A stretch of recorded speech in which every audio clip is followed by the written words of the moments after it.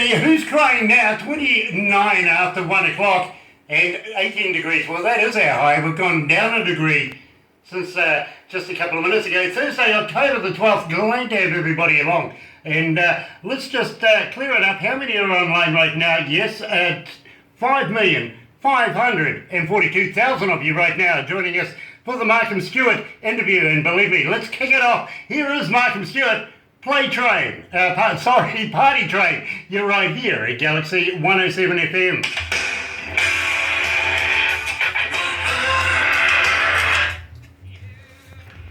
I love this train. Yes.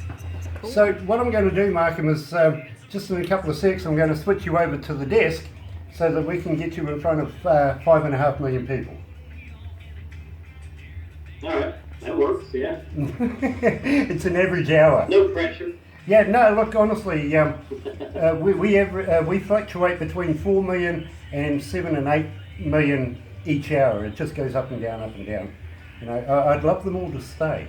The only thing is, I would not like to buy them all a beer. Yeah. That'd be quite expensive. Yeah, I don't have that kind of money.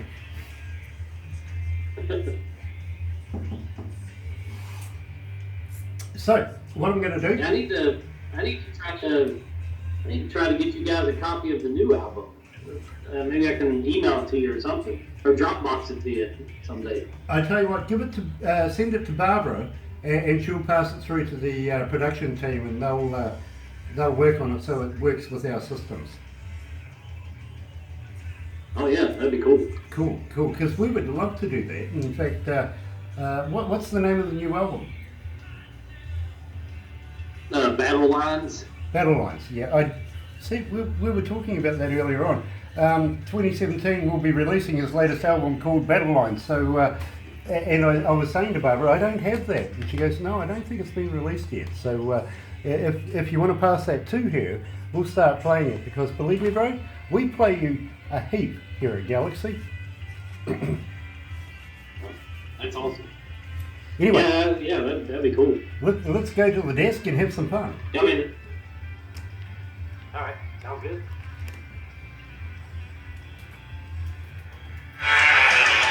Everybody's crazy and that's okay, 'cause we're all insane.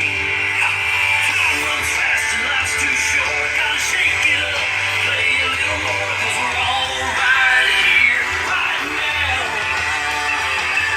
So throw a few back and raise a little hell, running off the track.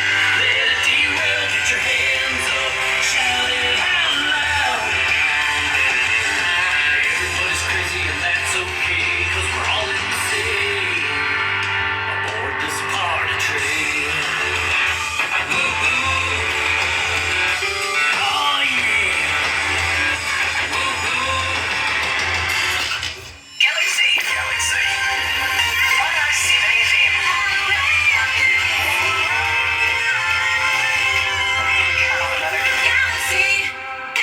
That's right, you're right here at Galaxy 107 FM, joined by future icon to the music. Yes, Marcum Stewart's joining us, and of course, Party Train. We just heard it there on Galaxy 107 FM. Good afternoon, Marcum. Hey, good afternoon, Grant. How's it going? Look, it is an absolute pleasure to talk to you, my friend, and believe me, we play you quite a bit here at Galaxy 107 FM, especially in specialised shows like the Sunday Country Show and the Galaxy Artists on a Monday night. Now, I come into work all the time and I'm seeing requests for you everywhere, every time I come into work. You're quite a successful artist in your own right. Now, it says here you're a singer-songwriter who is always focused. Okay, we went down that track earlier on, didn't we? And you started playing the piano at the age 4. I did ask you if that was a late bloomer thing, and you began writing songs at the age 12 and taught yourself how to play the guitar at 15 and the drums and the bass. And as I said to you, I bet you can't do it all at once. That would be something to see, Marcum. No, I mean, all of that's correct. Yeah, except for the focus part. Unless, I can see focus. Sometimes I get a little too involved, a little perfection when it comes to music. So maybe that's where the focus thing comes from. I get it. So you had somebody write your bio for you then? that's actually me writing that. But I didn't put focus. I don't remember putting focus on there. Well, I tell you what, go and have a look. You'll find it there. And now at the same time, in 1994, you moved into Nashville, Tennessee, Music City. How's it going there at the moment? Are you still living in Nashville? I take it you are? Oh yeah, I'm still here. It's cool. It's cool. It's changed throughout the years. It's changed. I mean, it was so much different in the '90s compared to now. And there's a lot of time. I'm not gonna lie. There's a lot of times I kind of wish we could go back to the '90s because the music scene in the '90s here was incredible. And I don't know. It's just kind of changed throughout the years, that's all. Yeah, I don't know whether it's changed for the better though, to be quite honest with you. I kind of agree that it would be nice to be able to go back into that period of time because it was a very pleasant time for musicians coming out of Music City. And I've been to the Grand Ole Opry myself and had a look around there. I've met so many country artists that have actually performed on the Grand Ole Opry. Have you been there yourself? I have been backstage as a guest. I've never been as a performer. I'd love to be a performer though someday, but yeah, I haven't been that. I haven't done that yet. You know, I have actually stood on stage. In fact, my favourite part of the Grand Ole Opry is that little walkway behind the stage. If you know the place, the place is so steeped in tradition, isn't it? Oh yeah, it's incredible. It's incredible.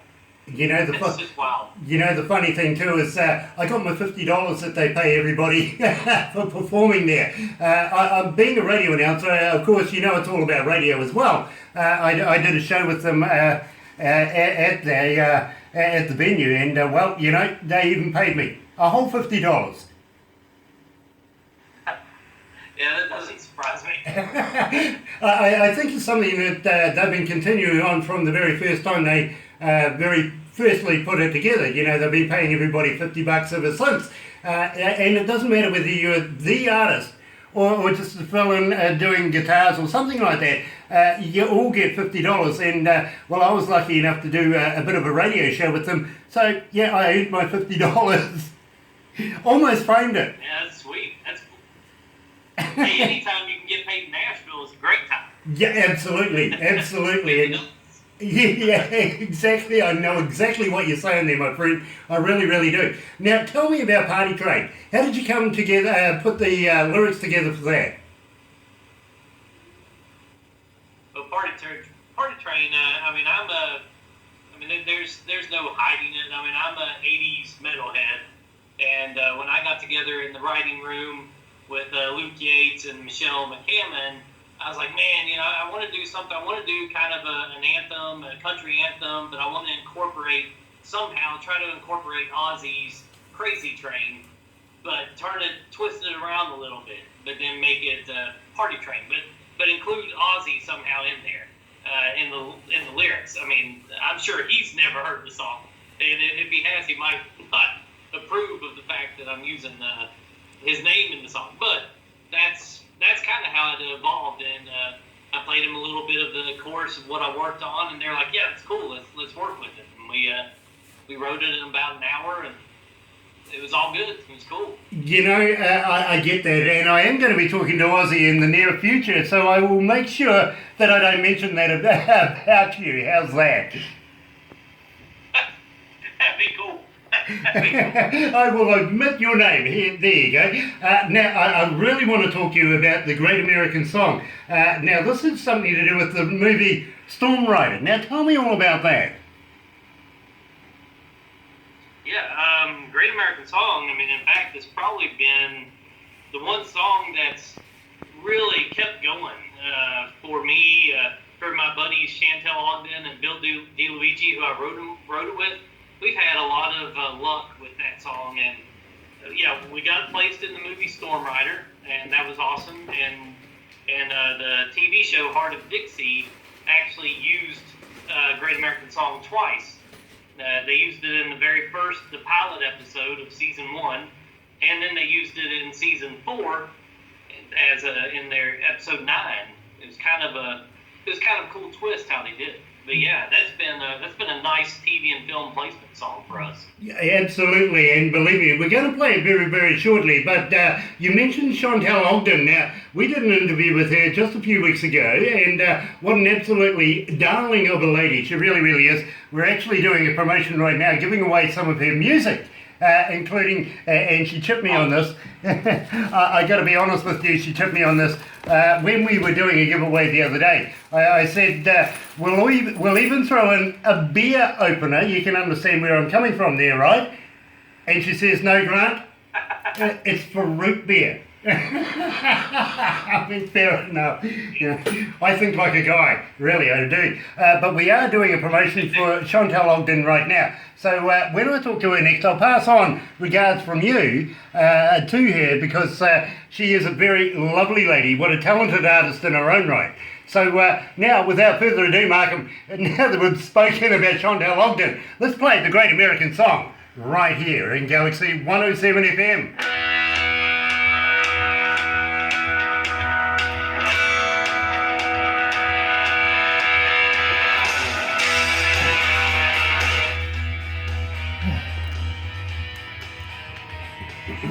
Are you comfortable there, sir? Yep, it's all good. Nice. Yeah, that was actually, I didn't know that you knew Chantal, but I thought I'll just jump on that one, and yeah, I'll send her a copy of the video as well. She knows I'm promoting her.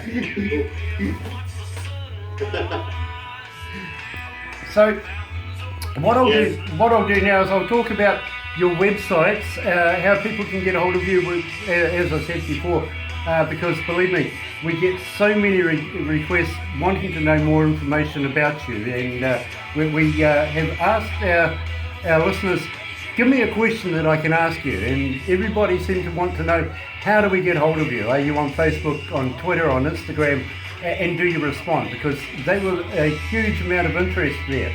At the same time, they wanted to know how to download your music, as I said before, and also merchandise. Now, if we're going to be talking merchandise, maybe at some stage I might even ask you, would you send us some of your products, like your CDs, and like what Chantal does, and maybe some t-shirts, stuff like that, so that we can do some giveaways and keep Marcum Stewart playing and in our listeners' ears as much as possible. Would you be interested in doing that? Yeah, I mean, the only merchandise I really have, like physical, is the Battle Line CD. I've got actual CDs of those. I can send you a bunch of those, and I do have some Digi cards for like the Put It in Drive album. They're downloads that you can just download the album. But I mean, those would be good giveaways. So yeah, I've got a couple things I can send. Nice, because what I'll do is I'll get Barbara to send you all the details of where you can post everything to us, and we would love to be able to keep playing Marcum Stewart here at Galaxy, because believe me, people love you here. Great, that's awesome. Well, I have noticed, I'll look at my sales, and I'm kind of confused, because I've had a #1 song in the UK, but I have more sales from New Zealand and Australia, and so I never could really figure it out. I'm like, what's going on? I would think that I would actually have more sales from the UK, but no, maybe. Oh well, I mean, it works. Maybe we've got something to do with it. Yeah, we do actually. We do. Shameless self-promotion. Yeah. We'll take credit. Hands up, big city, small town. We're all country bound. Sing along to the great American song. Yeah, great American song. Yeah, sing along. Great American song.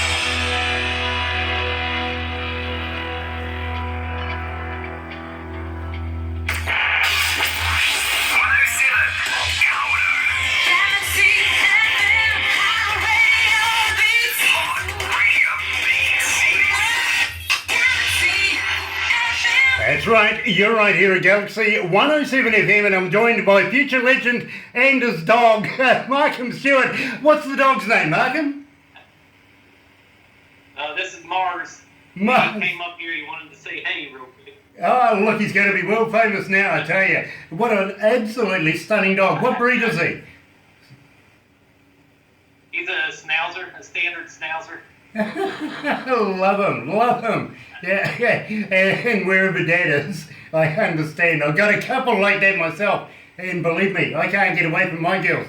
Now, I was reading here, in your early career, you were a catalogue manager and a tape room guy for 2 publishing companies, Island Bound Music and Rick Hall Music, and also an assistant engineer for Bound Studios house engineer. Now, I got to ask you, when it comes to catalogue manager, which catalogue were you working for? Was it Victoria's Secret?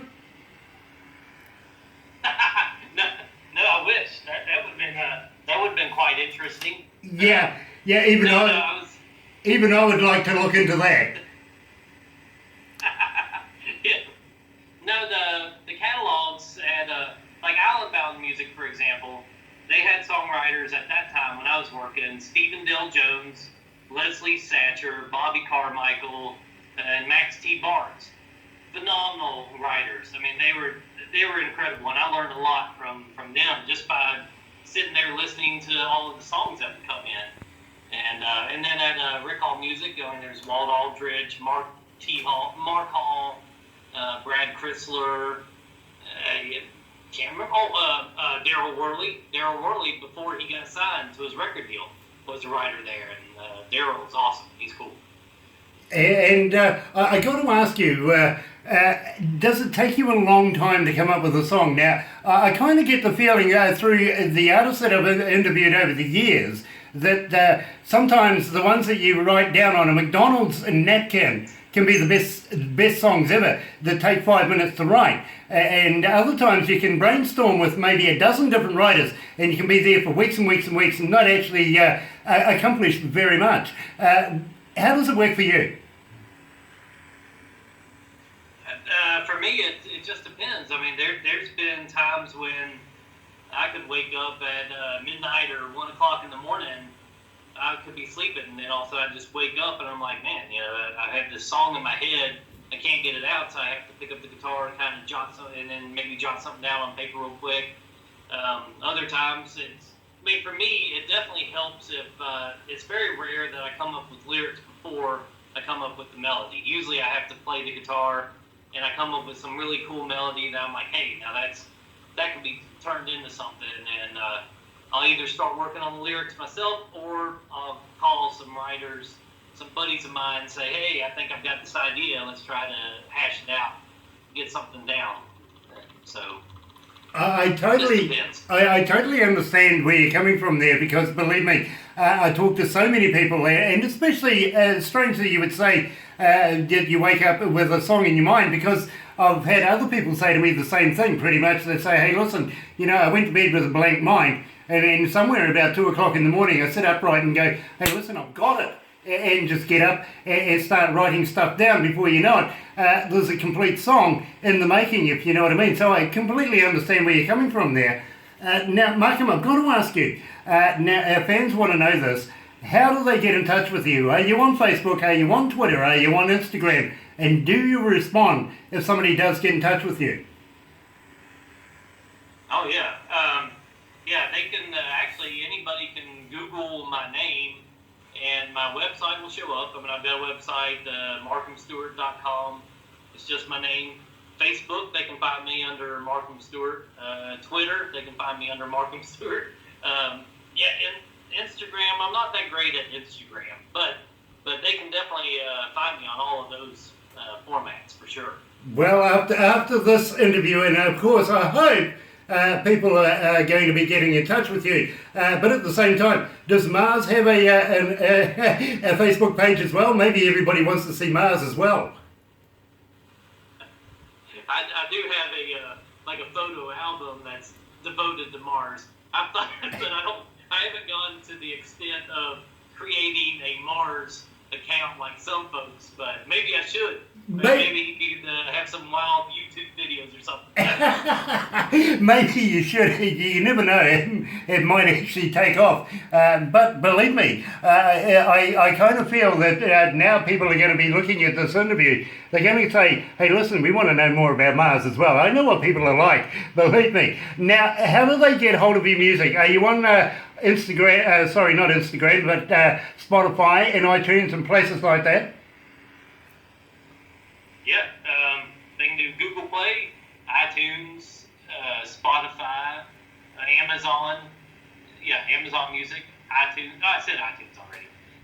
Yeah, I mean, just pretty much any of the digital outlets they can find. Nice, nice. And I do say, folks, go and look at these sites. Go to those sites. Go and buy the music. Don't be cheap. Don't try and worm your way around and get something for free, because artists do need a little bit of gratification there somehow. And so if you find that Marcum is your favourite, then go and buy his music, all right? But at the meantime, do you have a merchandise store as well? No, I don't really have a merchandise store because I don't sell T-shirts or bandanas or ball caps or anything like that. I just sell albums, and the only like the physical albums I have is the new one, the Battle Lines album, and that's on Amazon. You can pretty much go on Amazon and grab a copy of that. So I kind of just work through Amazon. I've actually got a store set up with Amazon. It's a marketplace Amazon account where if anybody buys the album on Amazon, I physically ship that album to the warehouse of Amazon, and then they ship it out to the customer. So it's pretty cool.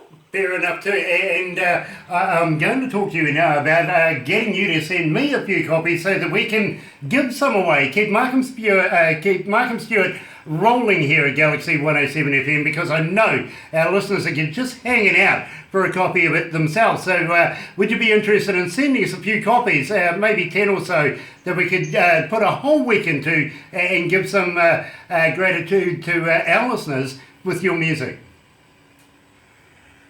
Oh yeah. I mean, I'll send you guys 20 if you want 20. It doesn't matter to me. I'll Brilliant. I tell you what, I'm going to expect 20 now, to be quite honest with you. That'll keep me going for about a week or so now. Believe me, because we do get so many requests for you. It's just ridiculous sometimes, to be very honest with you.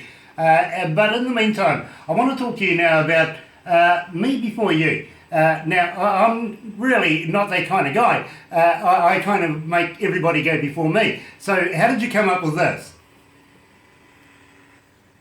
Me Before You is another song that Chantel Ogden, Bill DeLuigi, and I got together with when we got together. And I mean, it was an idea I had, but I just couldn't quite get it completed myself. I tried to write it by myself, but when I got with them, I said, "Here's what I've been kind of working on. Maybe we can make some magic with it." And it worked out really well. I mean, that song, that's one of my personal favorites. That song actually went number one in the UK on the top 40 hot disc chart. So I'm really happy about that. And there's like a small story behind that song, which I'm not upset about it. I kind of wish it would have happened, but when it was first written and demoed, at the time I was with a publisher, and he sent it off to Paul Worley, producer of Lady Annabella. Well, he puts it on hold. He takes the song, and it looked like they were actually going to cut it, put it on the Golden album, and that would have been like my first major label cut. And I think that song would have been perfect for them. But it didn't happen. It didn't make the record. But it was still an accomplishment. Just to even have Paul Worley say, "Wow, I love this song. I want these guys to possibly do it." So that was cool. I'm actually going to be talking to Lady Alabama in the very, very near future. I think it's a couple of weeks away, to be very honest. Maybe I can do something there and push it that way as well. You never know, because I know Paul Worley as well. So you never know what we might be able to do there for you. But in the meantime, it is such a great song that you've produced, so I can't wait to play it, to be quite honest with you, Marcum. Here it is, Marcum Stewart and Me Before You.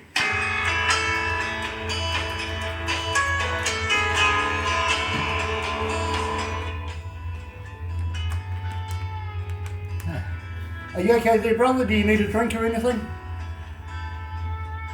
Oh no, I got some water right here. Yeah. Water? Thought you'd be drinking beer by now, bro. It's after 4 o'clock, isn't it? Yeah, it's 7, almost 7.